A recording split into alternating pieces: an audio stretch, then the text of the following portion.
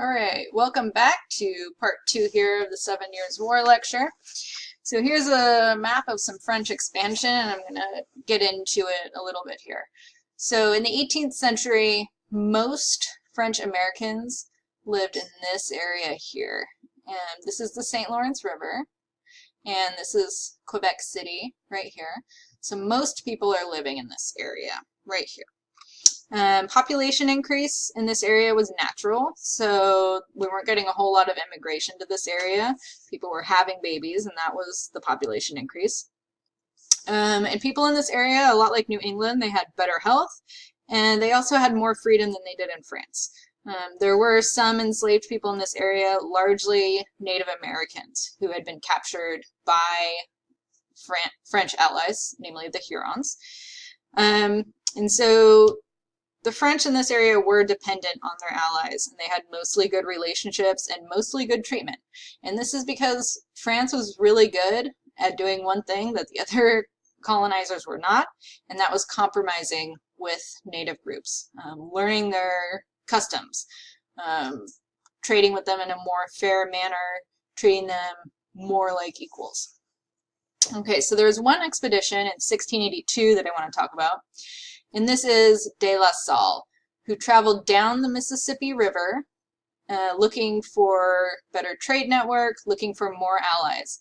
And as he went down the Mississippi River, he claimed Louisiana, which was just, Louisiana really at this time was this huge area, claiming this whole area for France.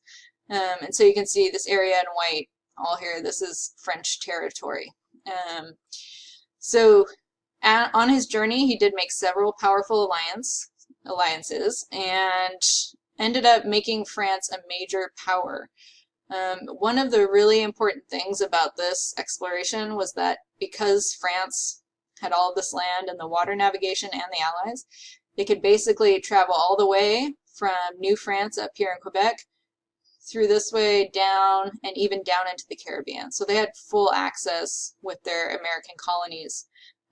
Using waterway navigation that was not the ocean. Another little thing to talk about, which I don't have on the slide here, is King William's War. It takes place 1689 to 97. And this was a power struggle between Great Britain and France in the Northeast over here. And this is before the 7 Years' War. And so this ended up cementing the different native alliances with those two powers.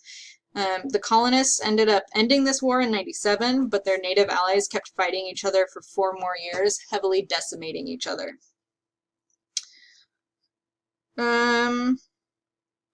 Let's see.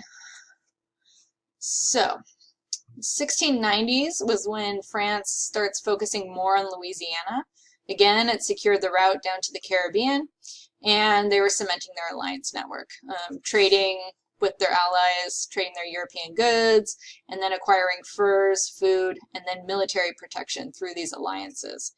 There was a population shift in the 1720s, and there was an increase in population of both enslaved Africans and French convicts. So having a higher population of those groups, especially in the Louisiana area. Some of the French population moved to Cahokia. You might recall that is the major city of the Mississippians where they had those earthen mounds. And that's right in this area, Kaskaskia. And so some of the French started moving there and growing wheat in order to feed all of New France. And so in Illinois, the French started expanding rapidly, demanding land from native groups, starting to not treat them so great. And the goal was to get more land so they could grow more crops and have a higher population of French in the area. And so this did lead to the Natchez War in 1729 to 31, in which the Natchez and their allies fought with the French and their allies. And the Choctaw group in this more southern area was the most powerful, and they sided with France. And so really they basically won this war for France, but also intimidated the French because they were so powerful. 1731, Louis XV really tired of drama in Louisiana with the wars, and he ended up taking control of that colony and then just ignoring it. So there was a very sharp population decline where about 2/3 of French who were living in Louisiana area either fled the area or died. So that was a period of turmoil in that area. Okay. So here's just a map I want to point out. You can see in blue, this is the area that's French in North America. This pink is Great Britain. Purple are territories that became Great Britain eventually in 1713, but orange is Spain. And so, you know, a lot of us don't realize how much of this territory was claimed by France. It was actually more than Great Britain. So they did have very strong hold in North America. Okay, so we have some drama starting in the Ohio Valley, like over in the Pennsylvania area. And largely this started because in 1744, the Iroquois gave the Ohio Valley of Virginia a piece of land in the Ohio Valley. The Iroquois did not even have really the means to give this land because it was not Iroquois land, but they gave it to the Ohio Company of Virginia anyway. And this was in 1744. And then in the following year is when these 300,000 acres were given to Virginia. These transactions were contested by France because France had already had forts in that area. They had allies in that area. As you can see, it's clearly French territory. And so, you know, it was seen as an illegal transaction. One, because France was already there. Two, because the Iroquois did not have the power to give that land in the first place. And so what the French did in response to that was distribute trade goods in order to not only get new allies, but to cement their alliances that already existed. And then they also started building a chain of forts. They started building a lot of forts in this Ohio Valley area, especially Fort Duquesne, which was a heavily fortified stone fort. And Fort Duquesne is right here. You can see right there on the border between the French and the English.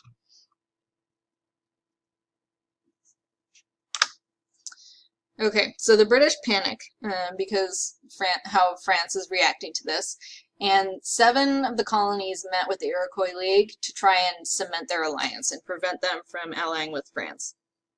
It was successful in that they maintained their alliance, but it was unsuccessful in that the colonies themselves weren't really unified. So for example, Massachusetts and Pennsylvania weren't really on the same page. They just all knew that they did have an alliance with the Iroquois. So Virginia took charge here on attacking the French, and they sent George Washington, who was a pretty new officer, to command 200 men and build Fort Necessity, as you can see right near Fort Duquesne, which is the French fort. So Washington was inexperienced. His soldiers were poorly trained. They lacked funding. This was not the best idea. In 1754 is when Washington and his troops and Iroquois allies marched on Fort Duquesne and on the French. So initially, you know, the English were doing fairly well in that battle, and they paused for a treaty talk in the middle. And the Iroquois ally, the leader of the Iroquois who was at this battle, joined in the treaty talk. And in the middle of this talk, this guy, his name was Tenagrisson, he pulled out his hatchet on the French commander, just chopped him in the head, pulled his brain out. And the French totally freak out, and they start attacking and doubling down. And Washington and his troops end up having to retreat back to Fort Necessity, where they were forced to surrender as well. So this is seen as the start of the war. 1754, although war is not officially declared until 1756. But this is a major blunder of the English, is this first battle here by the 2 forts. And definitely a failure for George Washington. All right, so the beginning of the war here. Let's talk for a second here. So other issues that are part of this war, besides the main issue, which is over the land of the Ohio Valley, we have fights over trade. So it's fighting over the sugar trade in the Caribbean, fighting over the fur trade in the north, and then also fighting over trade with Spain. And this war isn't just being fought in the colonies, they're fighting all over. Anywhere there's a colony, also over in Europe. But in North America, here are the population differences. So there are about 400,000 English, and there are about 25,000 French. So the English do have a much higher population, despite the French having more land. France also has better relationships with the native groups, and we talked about that. They compromised, they tried to learn their culture, etc. And so the first 3 years of this war went badly for Great Britain. One of the main factors was that they were alienating their allies. So not only were they incompetent in battle, but they were also really doing some scorched earth type policies. They were stealing land from their native allies while they were allied with them. And one of the reasons why I say that English were incompetent in battle is because they just could not abandon their traditional European fighting styles. Lined up, everyone shooting at the same time, whereas their enemies are like the French and the Huron and their other allies are hiding in the forest and using guerrilla warfare, more sneaky attacks, and Great Britain was not able to adapt well. But there are some improvements that are made during the war. So the French did lose some allies after they won the assault on Fort William Henry. So this was an assault on the British, where France won this battle, and the French just let the British troops go. They let the colonists go, they let everyone leave the fort unharmed, but they had promised their allies that they could take they could take souvenirs, they could take captives to replenish their numbers. They could kill some, like sacrifice them as part of their spoils, and the French denied them that. Another improvement in favor of the British is that William Pitt ends up assuming control of war policy, and you'll see some of his improvements that he made later on. And then the last thing here that changed the war is that tens of thousands of colonists ended up joining in on the war, taking arms up against France, whereas France didn't even have that many people there to begin with. So those things did end up changing the war here. Okay, so here's William Pitt. He's got a really cozy looking robe. And this is his new strategy here. 4 points that I want you to pay attention to. So the first one is he said that they would be paying Prussians, these mercenaries, to fight battles for England in Europe. So I mentioned that this war is taking place all over the world, including in Europe. And so instead of wasting British troops in Europe fighting this war, they're just going to pay mercenaries to do the part that's in Europe. And so England's going to focus on all the other colonies. So colonies in West Africa, the Caribbean, Indian Ocean, and North America. Those are where the English troops are going to go. He also, part of his plan was that they would start treating the colonies better.